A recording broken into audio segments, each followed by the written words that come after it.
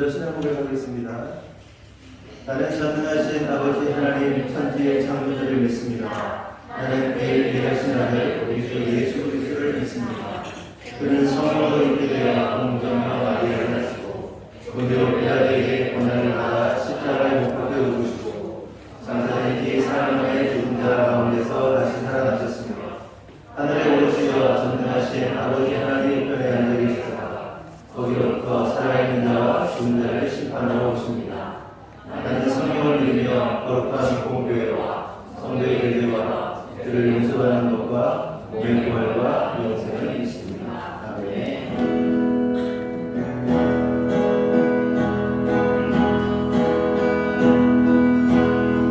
내 맘에 눌러주세요.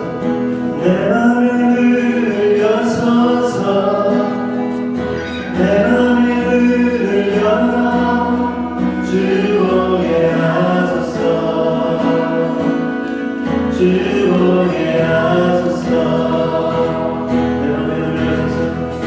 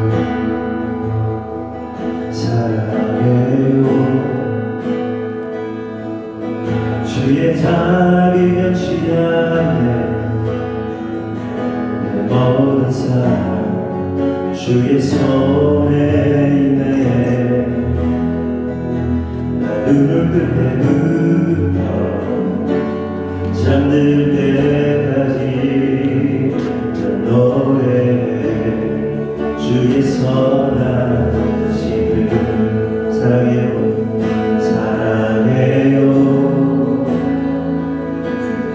주의 자리 변치 않네 내 모든 삶 주의 손에 있네 나 눈을 뜰 때부터 잠들 때까지 난 너에게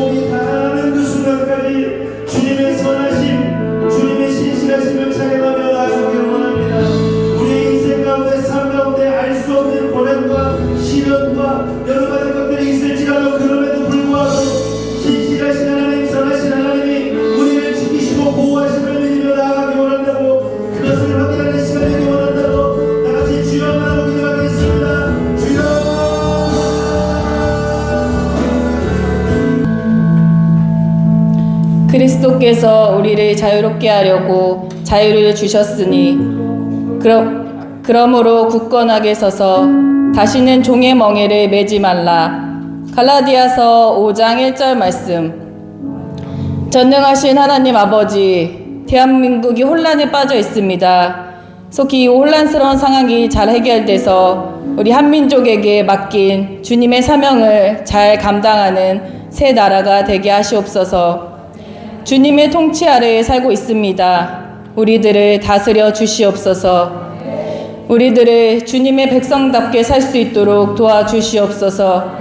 나라가 튼튼해야 국민이 그 안에서 안전하게 살 수 있습니다. 우리를 긍휼히 여기셔서 이 땅을 붙드시고 치유하시옵소서. 아멘. 태평성대 이루게 하시옵소서. 이 예배가 믿음의 조상들이 목숨을 걸고 지킨 귀중한 예배임을 망각하지 않고 날마다 각성되게 하시옵소서. 예수님의 사랑함이 날로 커지게 하시옵소서. 성령 충만함으로 원수도 사랑하는 큰 마음을 허락하시옵소서. 하늘꿈교회 성도님들 빛과 소금의 역할을 잘 감당케 하시옵소서. 짠맛을 잃지 않게 하시옵소서. 성도님들이 늘 깨어 기도하게 하시옵소서. 우리 교회가 만민이 기도하는 집이 되게 하시옵소서. 날씨가 춥습니다. 하늘꿈교회 어르신들의 건강을 붙드시고 때를 따라 필요를 채워주시옵소서. 목사님께서 설교하실 때 담대함으로 주님의 말씀을 대언하게 하시옵소서.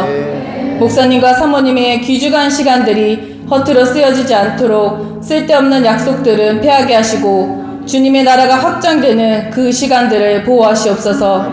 재충전하실 수 있는 시간들을 확보하게 하시옵소서. 하나님의 사업장들을 붙드시어 주님께서 친히 경영하시고 운영에 필요한 지혜를 허락하시옵소서. 목회자의 자녀들을 눈동자와 같이 지키시고 보호하시옵소서. 하나님의 평화가 대한민국에 가득하길 바랍니다. 처음 시간입니다. 마치는 시간까지 악한 세력이 틈타지 않도록 천군 천사 지키고 보호하실 것을 믿습니다. 늘 승리하시는 예수님의 이름으로 기도드립니다. 아멘.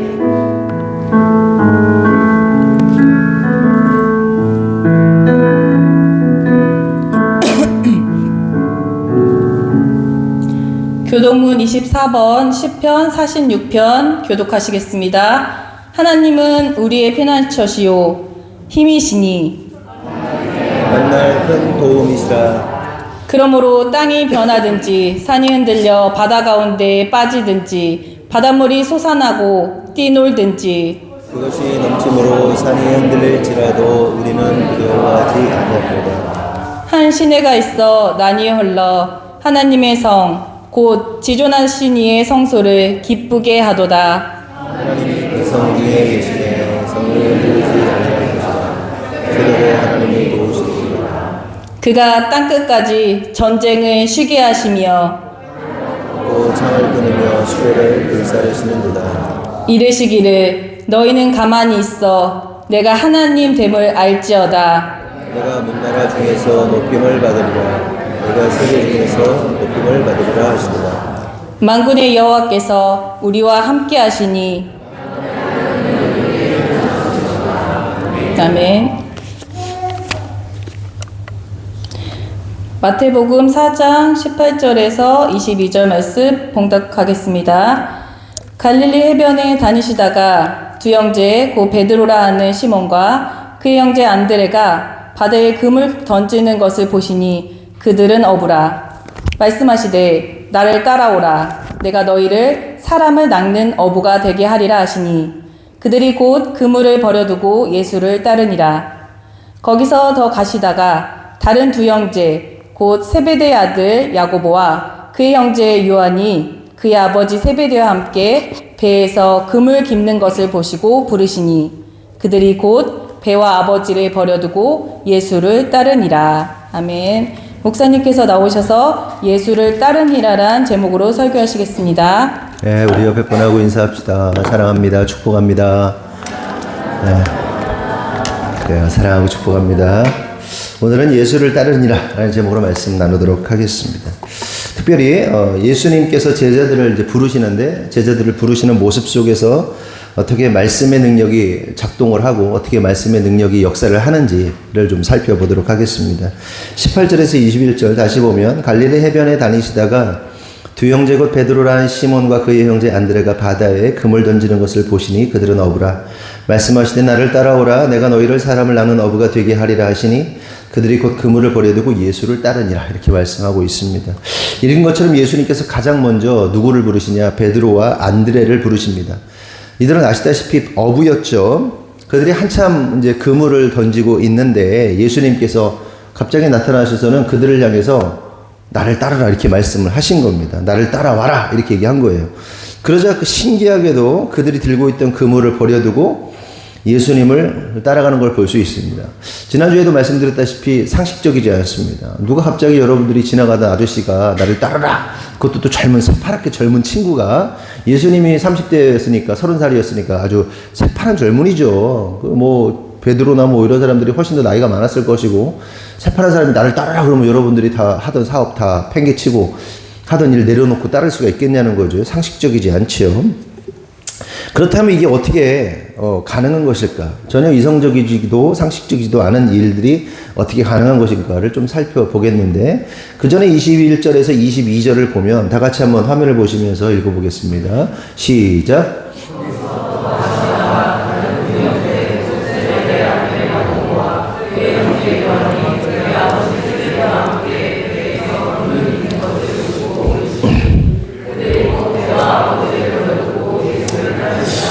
이번에는 예수님께서 세베대의 아들들인 야고보와 요한이 금을 깁는 것을 보시는 겁니다. 세베대가 있었고 두 아들이 있었던 거예요. 3명이 총 있었던 겁니다. 그러더니 그 두 형제를 부르시는 거예요. 그러자 그 즉시 배와 아버지를 버려두고 예수님을 따랐다. 그렇게 순식간에 베드로와 안드레 그리고 뭐 야고보와 요한이 자신의 배와 그물과 부모와 직업과 사업을, 집안의 사업이죠. 집안의 사업을 다 내팽개치고 예수님을 따르는 걸 볼 수 있습니다. 그런데 여러분, 또 말씀드리지만 이러한 모습은 상식적이지가 않습니다. 100번 양보해서 예수님께서 나를 따르라 했을 때 뭐 마음에 감동이 있어가지고 100번 양보해서 알겠습니다. 그런데 내가 좀 내가 하던 이 집안의 사업도 있고 내 신변도 좀 정리 좀 해야 되고, 아니면 가족들하고 여차저차 해서 내가 지금 예수님을, 당신을 따르게 됐다는 얘기를 좀 인사라도 좀 하고 올 수 있도록 좀 시간을 주십시오 라고 했다면, 그 내용의 맥락이 그랬다면 100번 양보해서 좀 이해가 되지만, 그냥 갑자기 부르자마자 난데없이 오케이 따르겠습니다, 이게 뭐예요? 다 손에 들고 있던 거 다 내려놓고 말도 안 되는 겁니다. 그렇죠? 말도 안 되는 일이 벌어지고 있는 거예요. 그럼 궁금한 것은 이러한 일들이 어떻게 일어날 수 있는가? 무엇이 그들을 그렇게 그 즉시 예수님을 따르도록 만든 것일까 하는 겁니다. 그 답이 19절에 나옵니다. 19절. 다시 한번 볼까요? 19절. 시작.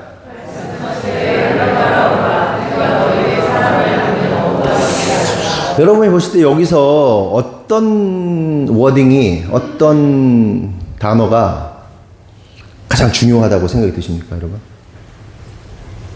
나를 따라오너랄까요? 말씀하시되일까요? 내가 너희를 사람을 낚는 어부가 되게 하리랄까요? 여기서 말씀하시됩니다. 말씀하시되. 이 말씀하시되가 개역 한글, 우리가 지금 보고 있는 건 개역 개정 성경이잖아요. 개역 개정 전에 개역 한글 성경을 보면 말씀하시되가 뭘까요? 가라사대예요. 가라사대. 가라사대 때문에 제자들이 따를 수밖에 없었던 겁니다. 가라사대 게임 지난번도 한번 했죠. 가라사대 게임 한번 해볼까요? 가라사대라고 말해야 여러분들이 따라하는 거예요. 다 같이 한번 오른손 한번 들어봅시다. 땡! 이렇게 가라사대라고 말해야 되는 거란 말이라고 했잖아, 내가. 머리들이 다 어떻게 된 거예요? 가라사대 오른손 드세요. 잘했어요. 다 내리세요. 땡! 가라사대라고 말해야지 움직인다니까? 이게 가라사대라는 말의 능력이란 말이에요. 됐어, 내려, 이제. 내리긴 왜 내려? 가라사대라고 해야 내리는 거지. 참 이상한 사람들이네. 가라사대 내리세요. 그러니까, 가라사대라는 이 워딩이 우리가 장난처럼 이렇게 어렸을 때 저 막 너무 재밌게 했던 기억이 나요. 막 그때 지금 생각해 보면 청년 선생님이었어. 남자 선생님인데 가라사대 막 했다가 막 했다가 손을 내려라 했다가 막 애들 막 뒤집어지고 막 선생님 선물 주고 나 받아야 되는데 막 되게 재밌었거든요. 지금도 잠깐 재밌었잖아요. 그런데 이 가라사대라는 워딩이 가라사대는 말의 능력이 있는 거예요. 게임처럼 했지만 실제로 가라사대라는 이 말씀 때문에 제자들이 움직일 수밖에 없었던 겁니다. 여러분 개역 한글 성경을 보면 가라사대라는 표현이 한 몇 번이나 나올 것 같으세요? 그러니까 지금으로 말하자면 말씀하시되거든요. 한 몇 번 나올 것 같니? 10번, 그치? 좀 많어, 훨씬 많어. 한번 맞춰봐. 너무 100번, 그보다 훨씬 많아. 2000번. 그거 너무 오버했다. 제가 힌트 줄게요. 세 자리 숫자야. 숫자가 똑같아. 뭐? 틀렸어. 야, 하나님의 숫자 모르냐? 그래, 777번이 나와. 10번도 아니고 100번도 아니고 776번도 아니고 777번이 나옵니다. 말씀하시되 가라사대 이 내용이. 그거 어떻게 숫자를 그렇게 맞췄나 몰라. 일부러 한 것도 아닐 텐데 말이죠. 그러면 성경에 777번이나 가라사대 말씀하시되라는 말이 나온다는 것이 뭘 의미하겠냐는 거예요. 이것이 의미하는 바가 있습니다. 성경이 뭐예요? 하나님 말씀이잖아요. 하나님께서 가라사대 말씀하시되 그러면 어떻게 됐어요? 말씀하신 것이 이루어지죠. 성취죠. 하나님께서 말씀하시면 그 말씀은 반드시 이루어진다는 것을 의미하는 겁니다. 하나님은 말씀하시는 분이시고 말씀대로 이루는 분이십니다. 믿으시면 아멘? 그래서 세상의 모든 역사가 하나님의 말씀대로 성취가 되는 거예요. 나라가 참 어지럽고 혼란스럽습니다. 이게 살면서 계엄이라는 거를 경험을 어르신들은 몇 번 하신 분도 있겠지만 뭐 정치적인 얘기를 하려는 게 아니라 나라가 지금 엄청난 그 변화의 한복판에 놓여 있어요. 혼란일 수도 있고 변화일 수도 있고 분명한 사실은 이 시간 이후에 분명한 사실이기보다는 제가 바라는 것은 하나님의 역사가 좀 일어났으면 좋겠다. 이 나라의 민족이 새로워졌으면 좋겠다라는 기대감을 갖습니다. 어떻게 펼칠지 몰라. 근데 하나님의 역사가 있었으면 좋겠어요. 선하신 하나님의 역사. 신실하신 하나님의 역사. 기도하셔야 됩니다. 나라와 민족을 위해서. 더 이상한 얘기 하지 않을게요. 이 가라사대라는 말이 그럼 어디서 처음 나왔을까요? 성경의 첫 부분인 창세기 1장 3절에 나옵니다. 하나님이 가라사대 빛이 있으라 하심에 빛이 있었고, 그러니까 하나님이 말씀하시니 말씀대로 뭐가 생긴 거예요? 빛이 생긴 거예요. 빛이. 그리고 천지가 창조가 됩니다. 하나님이 말씀하신 대로 세상이 창조되고 저와 여러분이 창조되고 우주가 창조되고 지구가 창조되고 바다와 해와 달과 별과 이 모든 삼라만상이 하나님이 말씀하시되 이루어진 거예요. 그럼 마지막 가라사대는 어디 나올까요? 요한계시록 22장 마지막 장이죠. 22장 20절 마지막 부분이죠. 이것들을 증거하시니가 가라사대 내가 진실로 속히 오리라 하시거늘 아멘 주 예수여 오시옵소서. 이를 통해서 우리가 알 수 있는 사실은 천지창조의 시작으로부터 마지막 세상 종말까지 모두 하나님의 가라사대 말씀하시대로 성취가 되었다는 거예요. 모든 것이. 그리고 이것이 가라사대 곧 말씀의 능력인 겁니다. 그런데 예수님께서 뭘 하신 거예요? 제자들을 부르시면서 가라사대 한 거예요. 가라사대 말씀하시되 나를 따라오라 이렇게 말씀하신 거예요. 그래서 가라사대 말씀하실 때의 능력이 제자들로 하여금 상식적이지 않은 이해할 수 없는 행동을 하게 했던 겁니다. 그래서 가라사대는요, 불가항력적 능력이고 불가항력적 역사입니다. 하나님께서 당신의 입으로 가라사대 말씀하시되, 하나님이 말씀하시면 그 역사는 반드시 성취가 되는 거예요. 믿으시면 아멘? 아니, 성경이니까. 아니, 우리도 경험해요. 여러분들도 경험합니다. 우리가 신앙생활 하다 보면요, 갑자기 하나님께서 말씀을 통해, 성경을 통해서 말씀하실 때도 있고, 아니면 어떤 생각을 통해서 확 말씀하실 때도 있고, 사건을 통해서 감동을 주실 때도 있는데, 그게 다 말씀하시되 가라사대입니다. 그럼 견딜 수 없어요. 그 말씀하심 앞에서 견딜 수가 없는 거야. 견딜 수 없으니까 헌신하게 되고, 견딜 수 없으니까 막 말도 안 되는 헌금도 하게 되고, 견딜 수 없으니까 충성도 하게 되고, 주변의 가족들이, 내 남편이 말리고, 아내가 말리고, 가족들이 말리고, 사람들이 다 미쳤다고 하는 짓을 기어이 하잖아요, 여러분들이. 건축 과정에서도 그랬잖아요. 그 기어이 미친 짓을 다 했잖아요, 여러분들이. 미친 짓을 하고도 막 감사해. 미친 짓을 하고도 막 고마워해. 미친 짓을 하고도 혼자 막 기뻐. 미친 거지. 정신 나간 것들이지. 그런데 하나님이 말씀하시니 그 말씀에 반응해서 기쁨을 하는 거. 주님이 아시니까, 나의 헌신과 충성을 주님이 아시니까, 주님이 나에게 말씀하시니 내가 막 견딜 수 없어서 그거 한 거잖아. 아멘이시죠? 그런데 그건 뒤집으면 안 돼요, 여러분들. 여러분들이 열심히 감동을 한 거 뒤집으면 절대로 안 돼요. 뒤집지 말고 다시 돌려놓으세요. 하나님 주시는 말씀하시대로 이루시고 성취하셔야 됩니다. 끝까지. 그러면 좀 더 생각해 볼 것은, 지금 예수님께서 제자들에게 말씀하시면서 나를 따라오라고 하신 이 말씀이 어떤 의미를 담고 있는가를 좀 더 살펴볼게요. 요한복음 1장 1절에서 5절을 한번 보겠습니다. 다 같이 시작.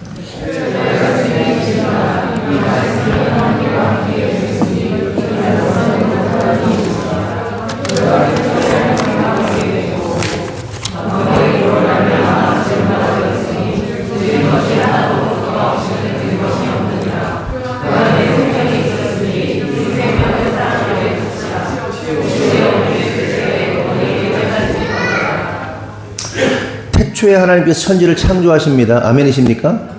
근데 무엇으로 창조하셨다고요? 말씀으로. 근데 그 말씀이 육신이 되신, 저와 여러분 같이 육신이 되신 분이 있는데 그분이 누구십니까? 예수님이에요. 그러니까 말씀이 예수님이에요. 예수님이 천지를 창조하신 겁니다. 아멘이십니까? 제가 이상한 얘기 하는 거 아니에요? 그런데 그 말씀이 육신이 되신 예수님께서 낮아짐으로 저와 여러분 같은 약한 사람의 모양으로 오셨어요. 그러니까 위대한 전능자이신 창조자가 나약한 피조물의 모양으로 오신 거예요. 기적입니다. 그럴 수 없어요.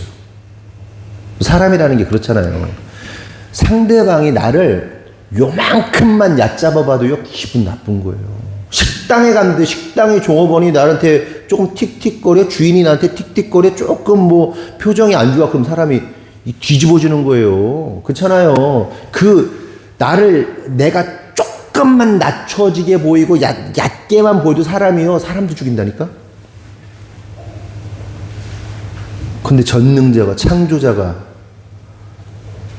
자신의 피조물처럼 낮아진다? 연약한 존재로? 전능자가 무엇이든 다 할 수 있는 분이 그걸 다 포기하고 내려온다? 슈퍼맨인데 슈퍼맨이 슈퍼맨의 능력을 다 포기하고 그냥 인간과 똑같이 무지랭이로 살아야 된다? 같이 늙어가고? 같이 죽어야 되고?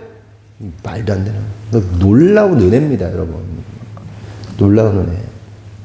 그런데 더욱더 놀라운 사실은 그 위대한 창조자, 전능자이신 분께서 자신이 가진 신적 능력을 자신의 유익을 위해서는 단 한 번도 사용하지 않으셨다는 겁니다. 예를 들어서 마귀가 시험하잖아요. 마귀야, 떡을 배고프지? 떡으로 만들어 먹어라고 했을 때 예수님은 충분히 떡을 만들어 먹으실 수 있었어요. 자신의 배고픔을 잊기 위해서 해도 됐어요. 해도 돼요, 그분은. 그게 아니더라도 예수님은 초자연적인 능력을 발휘하셔가지고 뭐 천군 천사를 동원하든지 마귀를 그냥 체포해가지고 결박해 버리실 수도 있었어요. 하지 않으셨어요. 다만 말씀으로만 그 말씀으로만 마귀를 물리치십니다. 이처럼 예수님은 자신의 유익을 위하여 능력을 사용하지 않으시고 하나님의 뜻을 이루기 위하여 말씀으로만 역사하셨어요. 그러니까 지금까지 나눈 말씀의 핵심, 방점이 뭐냐? 우리 하나님, 우리 예수님은 말씀으로 모든 것을 하셨다. 천지 창조도 말씀으로 하셨고 세상의 종말도 말씀으로 이루실 것이고 인간의 생사 화복 속에서 하나님의 말씀으로 모든 것을 행하셨다. 결국 우리가 깨달아야 할 사실은 우리 인간들에게 있어서 가장 중요한 것은 어떤 명예, 돈, 성공, 뭐 이런 게 아니라 말씀이 가장 중요하다. 아멘이십니까? 저와 여러분이 존재하는 근거가 뭐예요? 말씀이란 말이에요. 저와 여러분이 숨 쉴 수 있는 근거가 뭐예요? 공기를 주신 근거가 뭐예요? 말씀이란 말이에요. 이 세상이 천지가 창조된 근거가 뭐예요? 말씀이에요. 이 세상이 없어질 것인데 그 근거가 뭐예요? 말씀이에요. 영원한 천국에 살게 될 것인데 그 근거가 뭐예요? 말씀이란 말이에요. 우리에게 가장 중요한 게 뭐예요? 말씀이에요. 우리는 말씀을 벗어나서 살 수 없는 존재예요. 배제할 수 없어요. 말씀.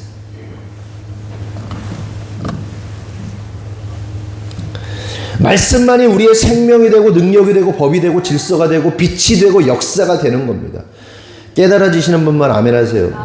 그래서 온 우주의 모든 것들과 또한 저와 여러분들도 말씀 없이는 단 한순간도 살 수 없는, 존재할 수 없는 자임을 깨달아야 돼요. 실제로 하나님 말씀이 없거나 그 말씀이 거두어지면 어떻게 되는 겁니까? 멸망이에요. 하나님의 말씀을 의지하지 않은 것이 없기 때문에 멸망이에요. 이 공기도, 이 비율도 하나님 말씀으로 지켜지고 있는 거예요. 퍼센테이지도. 하나님 말씀이 여기서 거두어진다? 죽는 거예요. 태양이, 달이 하나님의 말씀에 의해서 운행되고 있어요. 그 말씀이 거두어진다? 운행의 법칙인 질서인 하나님의 말씀이 거두어진다? 그럼 막 떨어지고 막 난리 나는 거지, 그냥. 폭발되고 그냥 죽는 거예요. 이 지구가, 이 자연이, 교회가, 저와 여러분이 상처가 났는데 상처가 나면 자연적으로 치유되는 그 모든 것들이, 의사들이 하는 게 뭐예요? 의사들이 얘기하잖아요. 의사들이, 진짜 의사들이 뭐라고 그래요? 우리는 그냥 단지 잘라내고 꼬매는 것 뿐이지 치유하는 것은 어떤 알 수 없는 능력이다라고 말하잖아요. 하나님이 주신 능력이에요. 하나님이 치유하시는 거고.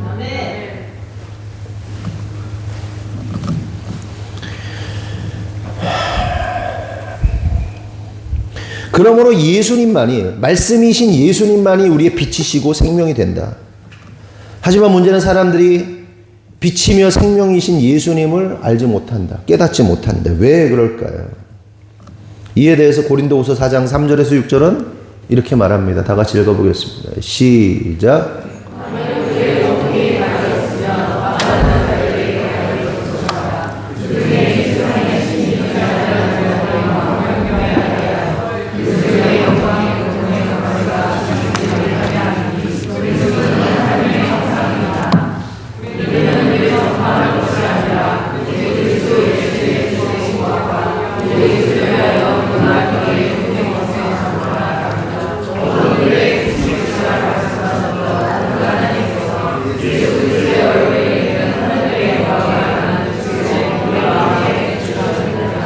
사람들이 빛이며 생명이신 예수님과 복음을 알지 못하게 된 이유를 뭐라고 그럽니까? 세상의 신이 복음을 듣지 못하도록 가리고 있다. 세상의 신이. 여러분, 구원받는 자들이 세상에 뭐 인류가 있을 때 구원받는 사람들이 많아요? 지옥에 가는 사람이 많아요? 당연히 지옥에 가는 사람이 많아요. 구원받는 사람들은 아주 일부의 사람들만 구원받습니다. 근데 세상의 왕이 누구예요? 이 땅의 왕이 누구예요? 하나님입니까? 원래 하나님이셨죠. 근데 마귀가 반역을 일으켰죠. 이 땅의 왕은 마귀입니다. 예수님 오셔서 심판하실 거예요. 잠시 내버려 둔 겁니다. 잠시. 우리에게는, 우리 인류의 역사 속에서는 너무 길다고 생각이 들지만 하나님이 보실 때는 두고 보는 거예요. 그냥 이 자식들 봐라. 내버려 두는 거예요. 그렇잖아요. 우리 예를 들어서 뭐 어떤 뭐 요즘에는 학교가 그렇게 좀 이렇게 무서운 시대라 아주 뭐 어떻게 못하지만 뭐가 누가 잘못한다 그러면 좀 내버려 두잖아요. 내버려 뒀다가 그냥 한 방에 옛날 같으면 그냥 보내버리잖아요. 좀 뒀다가. 그런 거 있잖아요. 아, 내비둬. 한 방에 가게 내비둬. 이런 것처럼 하면 그냥 하나님 내버려 두시는 거예요. 내버려 두신다고 말씀하셨잖아요. 대부분의 사람들이 세상의 신에게 가려져서 예수님을 못 봐요. 알지 못해요. 전에도 이해하지 못해요. 아무리 설명해도 몰라요. 실제로 그렇잖아요. 사람들이 얼마나 우매합니까? 젊을수록 어릴수록 다른 사람의 말을 안 듣잖아요. 요즘은 저 같은 경우는 선배 목사님들이나 이렇게 얘기를 하면 그 양반들이 하는 얘기들이, 그 목사님들이 하는 얘기가 다 들려요. 이제 전부터 들리긴 했지만 잘 들려요. 아, 그렇군. 아, 맞아요. 목사님. 그쵸? 아, 이렇게 되는 거죠. 근데 이게 이 마인드가 어릴수록, 정신세계가 어릴수록 안 들려요. 자기 말이 옳다고 여긴단 말이에요. 근데 이분들이 주옥 같은 얘기를 하셔. 야, 이 목사, 앞으로 이런 일들이 있고 이런 것들을 경험할 수 있어. 이게 사실 이렇게 이해를 해야 돼. 그럴 때 애들은 이 마인드가 아주 그냥 낮을수록 아, 웃기고 있네. 아, 이렇게 되는 거예요. 그래서 성숙해지면 고개를 숙이죠. 벼가 익듯이 고개를 숙여요. 어른들의 말을 이해하기 시작해요. 그런데 나이가 아무리 먹어도 철이 없으면요, 고개가 빳빳해져요. 무슨 말인지 이해하려고 하지 않아요. 성장하지 않는 거예요.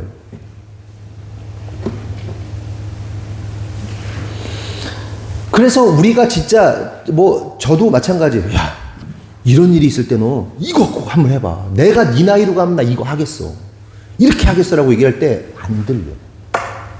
여기는 정말 보석 같은 얘기를 해주는데 얘는 그냥 돼지목에 진주 목걸이야. 여러분, 복음도 마찬가지예요.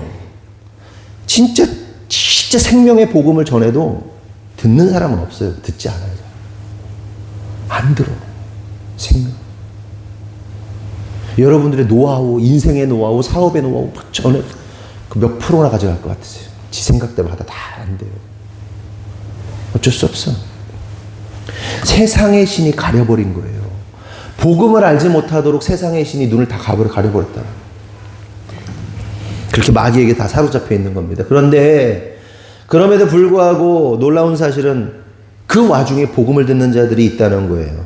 마치 태초에 깜깜한 혼돈만이 있었을 때 그리스도께서 빛이 있으라 라고 가라사대 하셨을 때 빛이 있었던 것처럼 어둠 가운데 있던 자들 속에 그 빛이 임하는 역사가 일어났고, 그로 인해서 하나님을 믿는, 그렇게 하나님의 영광을 알게 되는 자들이 탄생하게 된다는 겁니다. 그들이 누굽니까? 바로 저와 여러분이라는 거예요. 그 어둠의 세상 가운데, 모두가 예수님을 인정하지 않는 세상 가운데, 사람들 가운데 그 빛을 맞은 사람이 있어요. 빛을 본 사람들이 있어요. 그리고 주님께로 나온 자들이 있단 말이에요. 그 어둠 가운데. 그게 바로 저와 여러분이다. 아멘이십니까? 아멘. 그렇게 어둠 가운데 놓여졌던 이스라엘, 열방 가운데 예수님께서 가라사대라고 말씀하셨고, 그 말씀으로 인하여 빛이 제자들에게 임하였고, 그 결과 제자들이 하나님의 영광을 알게 되었다. 그런데 이게 모두 결국은 뭐다? 말씀의 능력이다. 우리가 잘나서 빛을 알게 된 게 아니라 말씀의 능력이 우리를 비추어 주신 것이다. 다시 마태복음 4장 19절을 보면 말씀하시되 나를 따라오너라 내가 너희를 사람을 닦는 어부가 되게 하리라.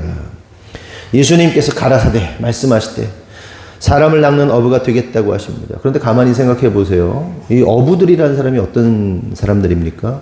어부들이? 우리 중에는 어부는 없잖아요. 그런데 어부를 많이 둔 어부 성도를 많이 둔 그 바닷가 교회의 목사님들 얘기 들어보면요. 그분 뭐 말도 없대요. 그냥 무슨 말하면 아무 말 그냥 가서 한 대 그냥 그리고 막 거기서 바닷바람 맞으면서 막 시끄러운 데서 막 하니까 말도 짧고 야, 뭐, 예, 이게 많아, 이게 추임새가. 그냥 평상시 말할 때도 쌈박질처럼 말을 해.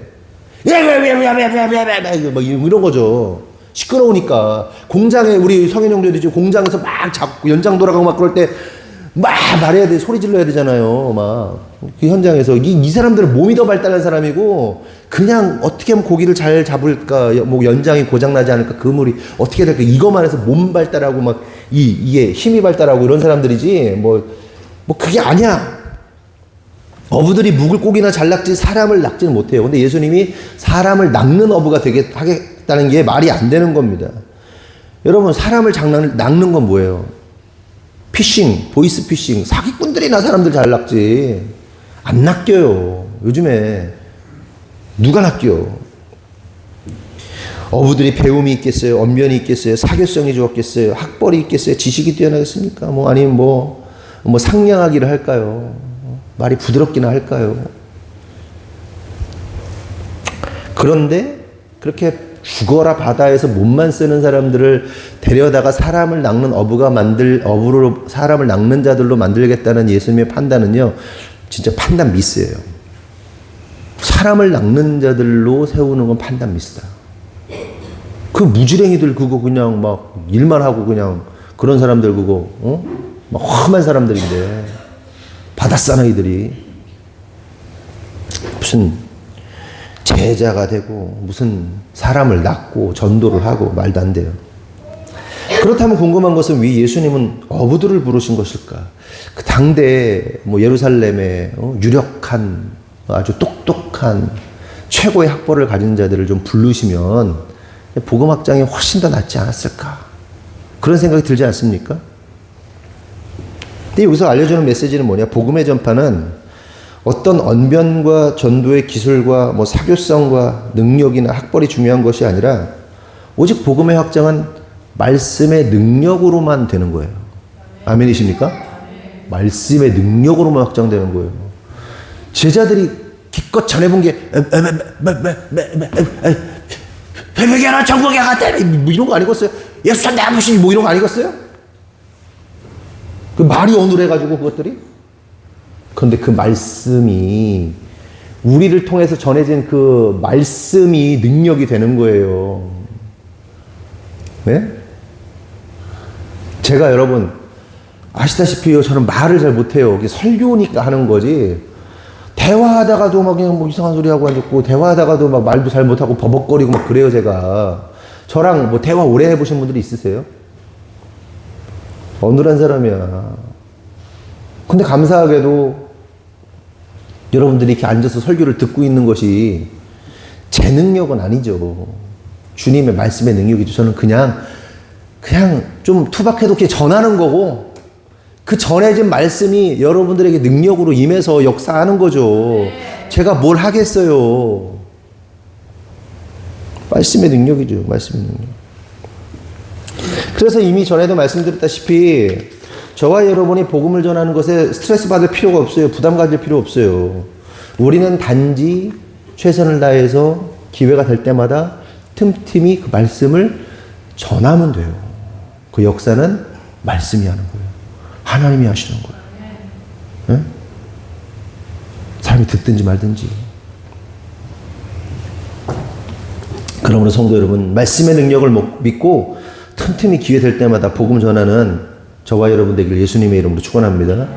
이처럼 제자들이 주님의 부르심에 즉각적으로 반응하게 된 것은 말씀의 능력입니다. 흥미로운 사실은 성경을 보면 예수님이 사람들을 부르실 때 그 부르신 모든 자들이 항상 즉각적으로 반응했던 것만은 아니다 라는 사실이에요. 그러니까 제자들 곁으로는 말씀하시되 해가지고 불렀잖아요. 부르니까 막 즉각 반응했는데 100% 그랬으면 좋겠는데 안 그런 경우도 있어요. 안 그런 경우도. 막 주님 부르시자 가족하고 작별하고 오겠다, 장례 치르고 오겠다, 이런 사람들이 나타난단 말이에요. 그러면 이런 상황은 우리가 어떻게 이해하는가? 이걸 좀 살펴보도록 하겠습니다. 누가복음 9장 57절에서 62절 말씀 한 절씩 교독하겠습니다. 제가 먼저 할게요. 길 가실 때 어떤 사람이 여짜오되 어디로 가시든지 나는 따르리이다.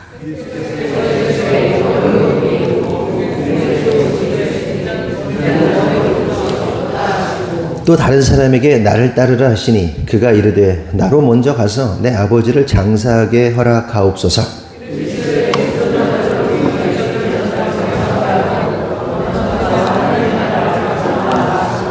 또 다른 사람이 이르되 주여 내가 주를 따르겠나이다 마는 나로 먼저 내 가족을 작별하게 허락하소서.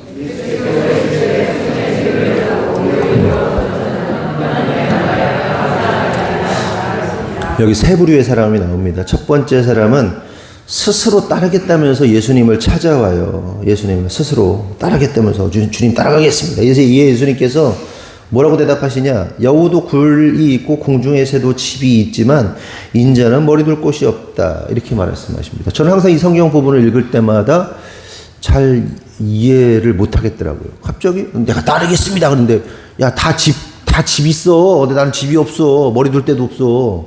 이게 뭔 얘기예요, 이게? 갑자기 동문서답 하는 것 같잖아요. 근데 이 맥락이 뭐냐 하면, 야, 뭐 하려고 따라와? 그냥 집에나 가. 이런 뜻이에요.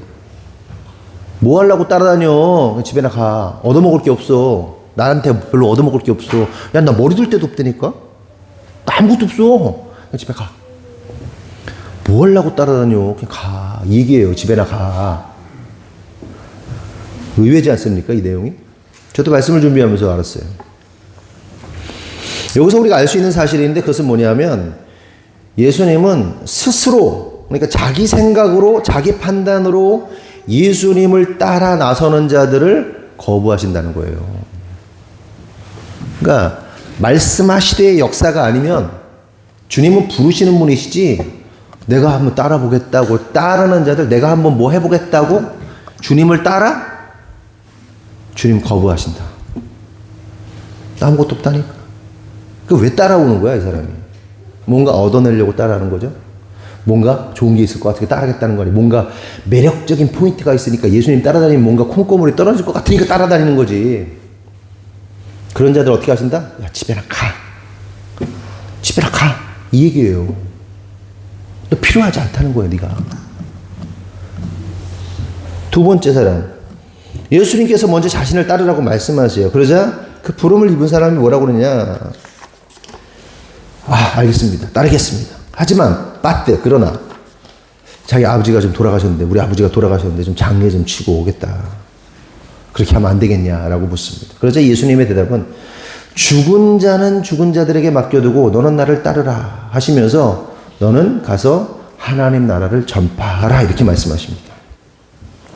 여러분, 그럼 이 사람이 예수님을 따랐을까요? 안 따랐을까요? 답은 알 수 없다. 내용이 없어요. 따랐는지 안 따랐는지는 몰라요. 그러나 중요한 사실은 예수님을 따르는 자들은 세상 일은 세상 사람들에게 맡겨놔야 되는 거예요. 그러니까 우리가 하나님의 일과 세상 일이 있잖아요. 그러면 세상 일을 다 거부하라는 게 아니라 하나님과 세상 일이 있을 때는 세상의 일은 하나님이 우선이 되어야 되고 세상의 일은 세상 사람들에게 맡겨주라는 거예요.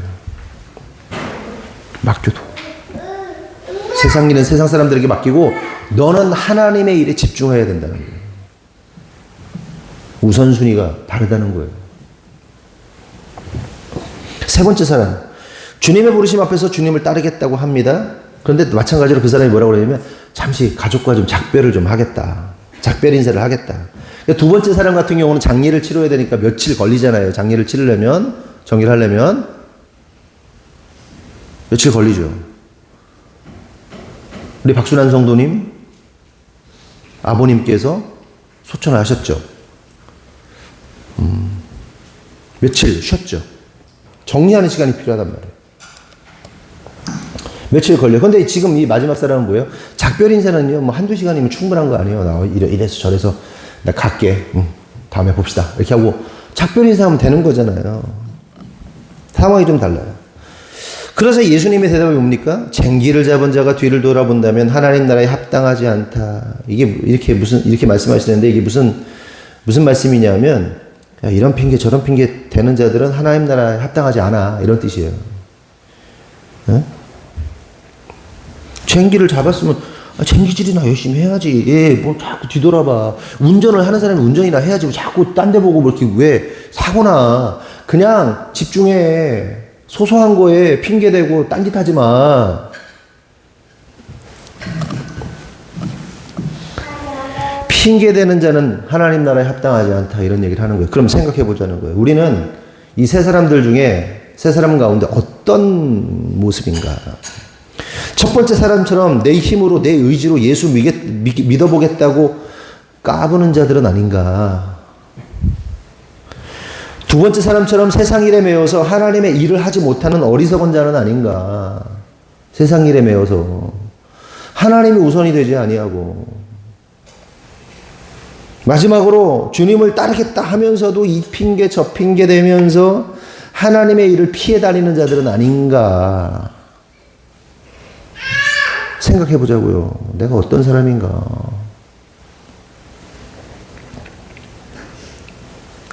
셋 다 돼서는 안 돼요. 주님 부르시면 아멘, 네 주님. 주님 부르시면 네 주님. 이런 찬양 있잖아요. 네 주님. 이런 사람 돼야 돼요. 이 핑계 저 핑계 저 핑계 이 핑계 뭐 이거 해야 되고 저것도 해야 되고 그게 아니라 네 알겠습니다 주님 하고 따르는 자가 돼야 되는 거예요. 근데 우리의 모습이 좀 저도 찔리는 것 같아요. 이 핑계 저 핑계 대면서 아니요 뭐 하나님 나라 하나님의 일이 우선인데도 불구하고 내 거에 뭐 우선이고 내 거 먼저 챙기기 바쁘고 그런 모습은 아닌가. 그럼 마지막으로 마태복음 19장 23절에서 30절을 이제 보겠는데 읽지는 않고요. 여러분들이 화면만 챙겨서 보세요. 제가 말씀 나눌게요. 예수님께서 이 내용이 뭐냐면 천국 가는 게 쉬운 게 아니야. 이렇게 말씀을 하시는 거예요. 그러자 제자들이 그럼 누가 천국 갈 수 있어요? 그럼 천국 가는 게 어려운데 그럼 천국 가는 자들 누구예요? 야, 사람의 능력으로는 안 되는 거야. 예수님이 그러는 거예요. 그런데 하나님의 능력으로는 돼. 그래서 깨달아야 돼요. 저와 여러분의 능력으로는 천국 갈 수 없어요. 아멘? 네, 주님의 능력으로 천국 가는 거예요.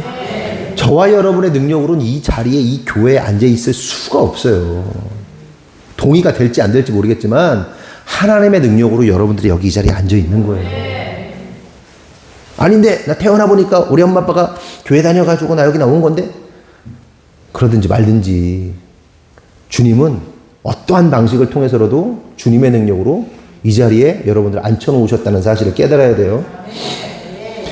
그러자 베드로가 흥분해서 이렇게 말합니다.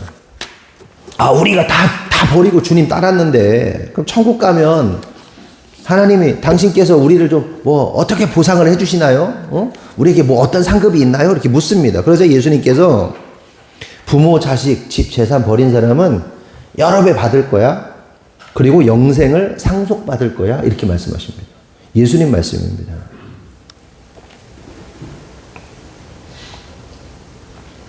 여러분 이 땅에서 우리가 헌신, 충성, 봉사하면 하나님께서 여러 배로 갚아주실 거예요.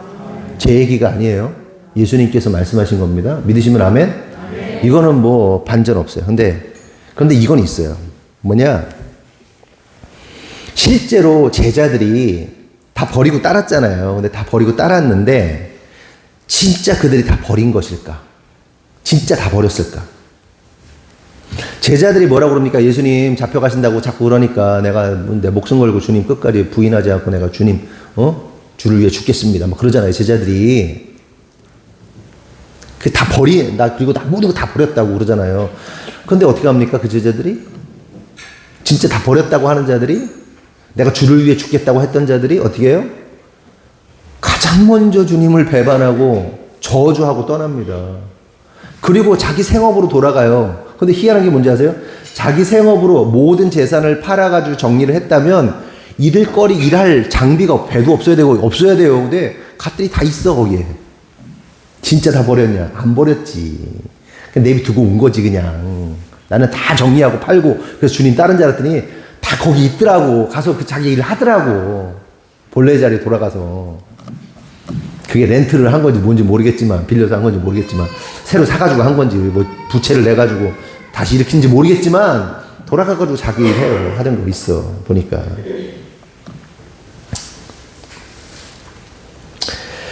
결국 그들이 죽기까지 주님 따르지도 않았고 주님 붙잡히시자마자 십자가의 죽음을 앞둔 상황이 되자 주를 위해 죽기는커녕 부인하고 죽을까봐 저주하고 도망갑니다.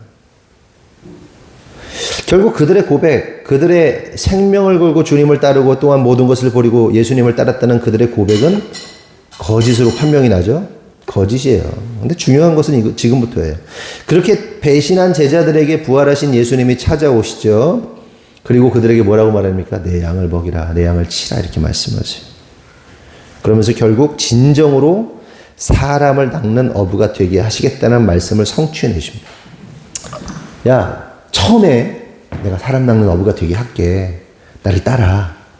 그랬어. 그때 막 다 정리하고 막 따랐어. 막 우여곡절 3년 동안 막 그러다가 예수님 잡혀가니까 막 예수님 부인하고 막 버리고 그래가지고 막 망해가지고 막 이러고 있으니까 갑자기 부활하신 주님이 나타나가지고 야, 괜찮아. 내 양을 먹이고 쳐. 맨 처음에 하셨던 그 말씀, 너를 사람을 낚는 어부가 되게 할 거야 라는 말씀을 그 수많은 우여곡절이 끝난 다음에 내 양을 먹이고 치라 그러면서 사람을 낚는 어부가 되게 하시겠다는 그 가라사대의 말씀이 성취가 되는 겁니다. 그때부터 제자들이 순교하는 거예요. 복음 전하다 순교한 거예요. 이게 중요한 거예요, 여러분. 주님은 당신의 말씀을 반드시 성취해내신다. 아멘이십니까? 여러분, 우리가 인생을 살아가면서 하나님께서 저와 여러분의 감동 주실 때도 있고 말씀 주실 때도 있어요. 그 말씀 주셨을 때 막 불타, 막 충성, 헌신, 봉사해 그러다가 우여곡절을 겪고 어려움을 겪고 그러면 그거 다 없어진 것 같고 그러죠?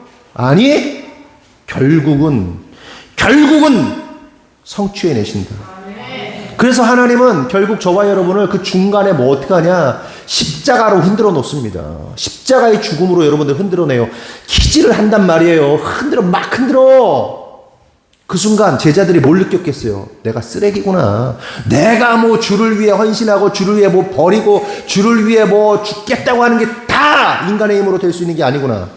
깨달았겠죠. 자괴감에 빠졌겠죠. 자기가 부인됐겠죠. 나 쓰레기구나. 나 진짜 아무것도 아니구나. 그 깨달은 제자들을 통해서 주님이 완전한 제자로 만들어내시는 거예요. 그래서 진짜 참 그리스도인들은, 참 크리스찬들은 이 과정을 겪어요. 내가 쓰레기라는 게 인정이 될 수밖에 없어요. 그리고 나서 쓰레기임을 다 겪어내고 내가 진짜 아무것도 아닌 무지랭이구나 나를 깨닫고 나서 그때부터 진짜 주님의 제자가 되는 거예요. 이게 없는 사람, 이걸 부인하는 사람, 이걸 거절하는 사람, 이거 어떻게 못 견디겠다고 막 그냥 막 어떻게 막 해보겠다고 막 자기가 부인되지 않으면 제자가 될 수 없는 거예요. 말씀이 성취가 안 돼요. 그래서 하나님께서 여러분들의 말씀을 성취해내기 위해서 계속 십자가로 몰아넣는 겁니다. 고통 가운데 넣어주는 거예요. 그냥 고통 가운데 뒤집어버리는 거예요. 돌려버리는 거예요.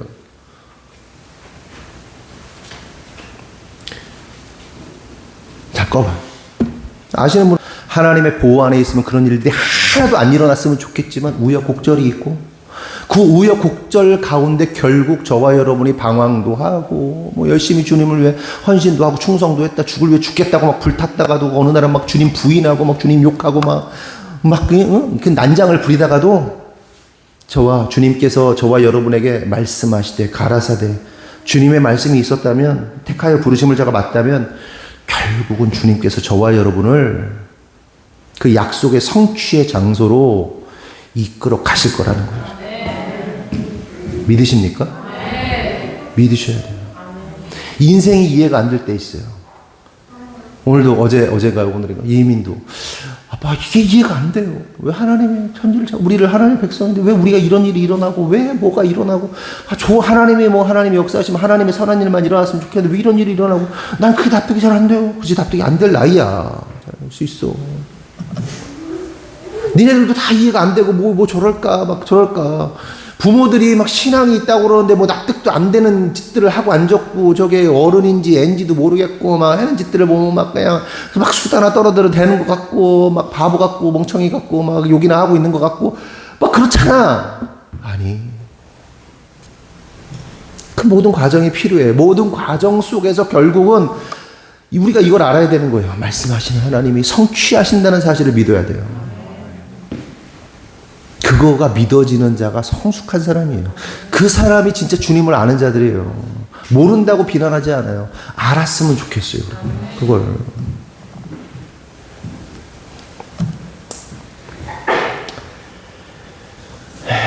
그런데 그 모든 것이 뭐다? 말씀의 능력이다. 예수님을 부인했던 제자들이 참 제자가 된 것도 말씀의 능력이다. 말씀의 능력이다. 그러므로 신앙은 자랑할 게 없어요. 제자들이 막 전 재산 다 버리고 주님 따랐으면 그보다 신앙 좋은 사람이 어디 있어요? 그렇죠? 다 즉각적으로. 근데 그게 다 부인되잖아요. 주님의 십자가 앞에서 다 부인됐단 말이에요. 우리의 헌신 충성 봉사? 여러분, 우리의 헌신 충성 봉사가 필요 없는 거예요? 아니, 필요해. 근데 그걸 자기 의로 가져간. 베드로가 우리는 이 정도 했으니까 어느 정도 축복받냐, 막 보상받냐, 막, 했던 자기 의. 그건 부정당할 거예요.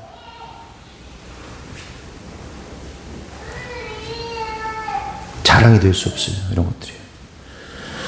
우리의 구원은 오직 우리의 애씀이나 충성 봉사를 통해 의를 통해 이루어지는 것이 아닙니다. 말씀의 능력으로 되는 거예요.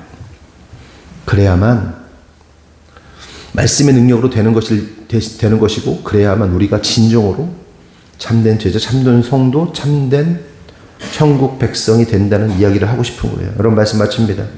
우리는 말씀의 능력으로 살아야 하는 성도입니다. 아멘이십니까? 그러므로 성도 여러분, 우리가 다른 거 의지하지 마세요. 우리 인생 가운데 우여곡절 많은 일들이 일어날 수 있는데 그냥 말씀 딱 붙잡고 가면 돼. 그 말씀이 여러분을 성취할 거예요. 말씀이신 하나님이 여러분들을 말씀대로 성취해 내실 것입니다. 그러므로 성도 여러분, 말씀만 붙잡고 가는, 말씀의 능력만 붙잡고 가는 저와 여러분 되기를 예수님의 이름으로 축원합니다. 기도하겠습니다. 하나님 감사합니다. 말씀의 능력, 가라사대의 능력이, 이르시되의 능력이, 말씀하시되의 능력이 오늘도 우리를 살린다는 사실을 깨달았습니다. 주님, 간절히 원하는 것은 우리 성도들이 세상에 그 어떤 것 붙잡지 않고 성취하시는 능력, 빛이며 생명이신 그 말씀의 능력만을 붙잡고 나아가는 참된 성도 될 수 있도록 인도하여 주시옵소서. 그리하여서 인생의 수많은 우여곡절 속에서도 반드시 하나님은 그 말씀을, 그 언약을 성취하신다는 사실을 믿고 살아가는, 그래서 삶의 여정 가운데 일희일비하는 것이 아니라 온전히 주님을 신뢰함으로 살아가는 우리 성도들 되도록 주님 축복하여 주시옵소서. 주님께서 이루실 줄 믿사옵고 예수님의 이름으로 기도합니다. 네, 광고 말씀드리겠습니다. 오늘 설거지 담당은 강민영, 이선영 집사님, 박혜림, 박혜원 성도입니다. 오늘 점심은 카레예요. 축하드려요. 다음 설거지 담당은 김영곤, 최은지, 이희민, 전인성 성도입니다. 다음 주 대표 기도는 정순예 집사님, 예배 담당자들은 착오 없이 준비해 주시기 바랍니다. 인사가 만사다 캠페인 진행하고 있습니다. 아이들이 어른들을 보면 인사를 잘하고 어른들을 향해서 호칭이나 말투 바르게 할 수 있도록 계속해서 지도해 주시기 바랍니다.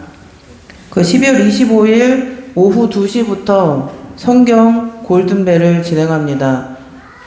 시험 범위 출제해 드린 거 12월 25일 성탄 예배 후에 오후 2시부터 성경 골든벨 종교인 대상으로 진행합니다. 시험 범위 나눠 드린 거 열심히 공부들 하시고요. 예.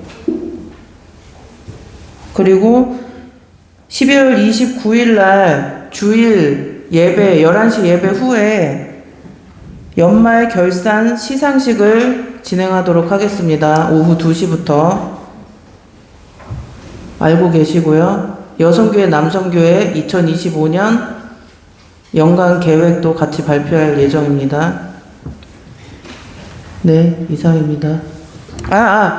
예, 난방 관련해서 지금 난방비가 피크를 치고 있어가지고 일단 저 뒤에 히터 키는 거는 12도 이상은 올리지 않을 거예요. 12도로 설정한 대로. 예? 22도요? 22도, 20. 네. 제가 얘기할게요. 뭐냐면 우리가 30km까지 신고가 돼 있어요. 근데 30km를 넘으면 누진세가 붙습니다. 근데 재작년 여름에인가 한번 떴고요. 이번에 우리가 교회 본당을 처음 겨울에 쓰는 거잖아요. 그러면서 지난 토요일 날, 지지난주죠. 어제 말고, 지지난 토요일 날 30km를 넘었어요. 그래서 아마 누진세가 몇십만 원이 더 나올 겁니다. 근데, 그래서, 여러 가지로 생각해 봤는데 내린 결론은 일단 이 보일러가 20kg짜리 보일러예요. 그거를 키지 않은 상태에서도 아까 보니까 한 23kg 정도 나오는 거 보니까 보일러는 키지 마세요. 만약에 그리고 보일러를 키게 되면 요 난방기, 양쪽 난방기를 일단 끄고 키고 뭐 설거지할 때나 이런 정도로 좀 써야 될 것 같습니다. 그런데 이거를 난방기는 누가 만지느냐? 현인환 집사님만 만질 수 있습니다. 다른 분들은 난방기, 보일러 만지지 않으셨으면 좋겠어요. 그리고 당분간 그렇게 좀 지내도록 하고요. 끄고 여기 위는 아예 키시면 안 되고 뒤에 거 난방기 2개 여기 하고 교육관하고 본당 거만 키는데 그거는 현인환 집사님 지시 허락 받고 켰을 때 이 숫자가 뜨거든요. 30kg가 넘는지 넘지 않는지를 확인하고 이렇게 쓸 수 있도록 하겠습니다. 그리고 또 외부에서 쓰는 게 이제 그 남선교회 방하고 제 목양실인데 저 목양실은 지금 아예 안 키고 있고요. 남선교회 방은 좀 쓰셔야 되니까 킬 수 있도록 하시고 그리고 이 내용에 대해서 조금 뭐 제안하거나 뭐 이렇게 해결을 책이 있으면 좋은데 결론적으로는 저 20kg짜리 보일러가 너무 크기 때문에 그거를 줄여 쓰는 방법밖에 없다. 지금 상황에서는 그런 잠정적인 결론을 내렸으니까 그렇게 알고 계시면 되겠습니다. 학생들아, 니네들도 막 키고 그러면 안 된다. 현인환 집사님만 킬 수 있습니다. 현인환 집사님이 저걸 읽고 계량하면서 해야 되니까 그렇게 허락받고 키시도록 키는 걸로 하도록 하겠습니다. 네, 가져와요. 네. 그래요. 네, 헌금.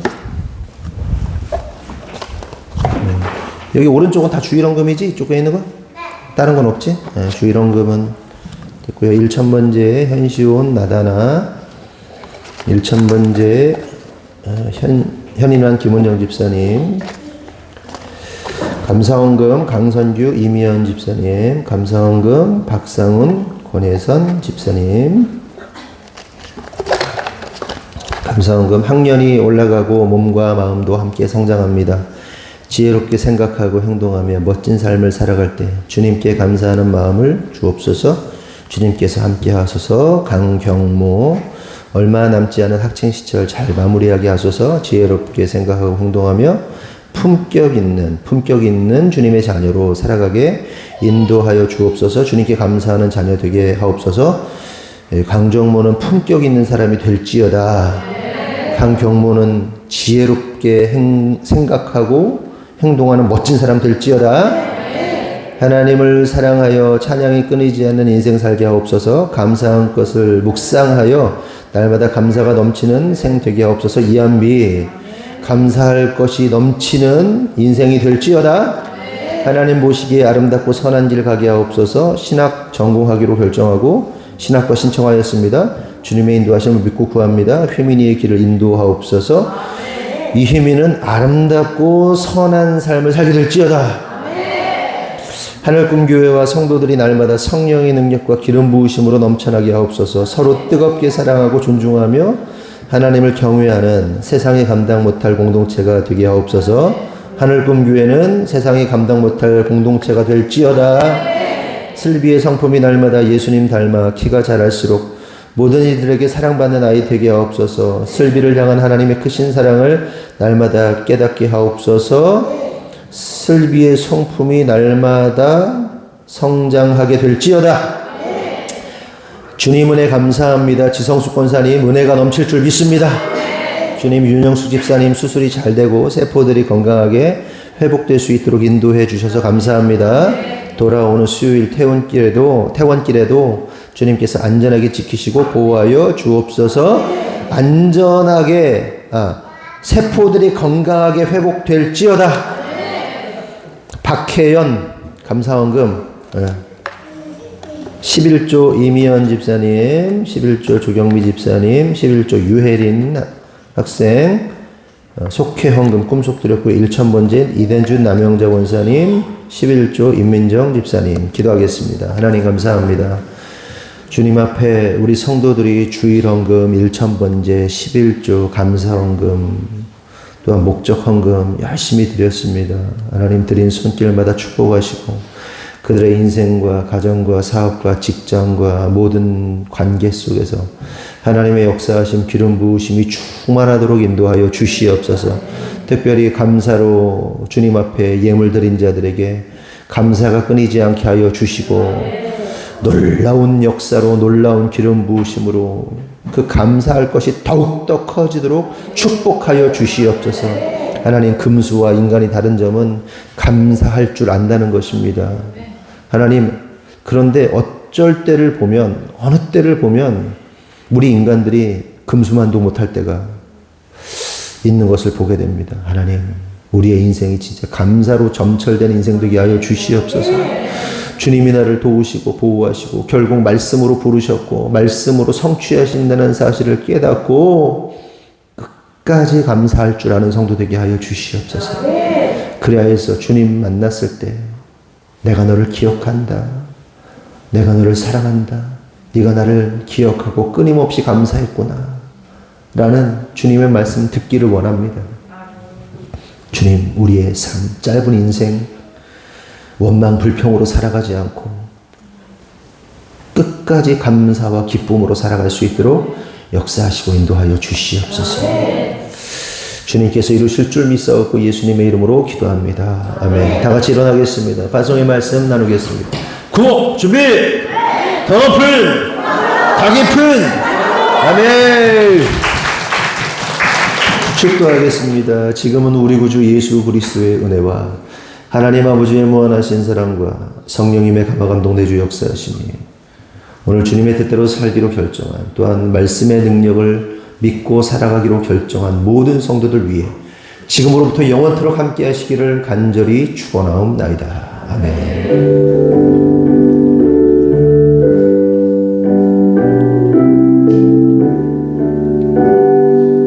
하나님께 영광의 박수 올리겠습니다. 아멘, 아멘.